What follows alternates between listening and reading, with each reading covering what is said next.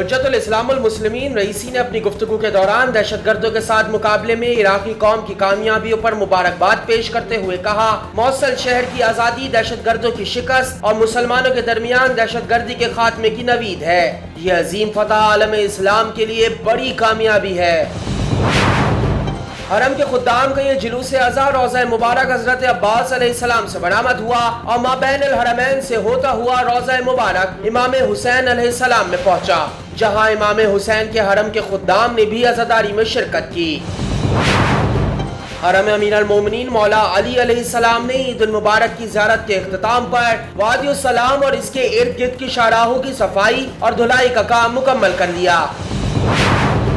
हरम अमीर अल मोमिनीन में आइमा बकी की याद बनाई गई, जिसमें हजारों मोमिनीन ने शिरकत की। इज्तिमा में खुद्दाम भी शरीक हुए। इस शजरकारी का मकसद शहर की खूबसूरती के अलावा ज़ायरीन के लिए बैठने का मौका फराहम करना है, ताकि शदीद गर्मी में हरारत से बचने के लिए ज़ायरीन इन दरख्तों के साए से इस्तेफादा करें।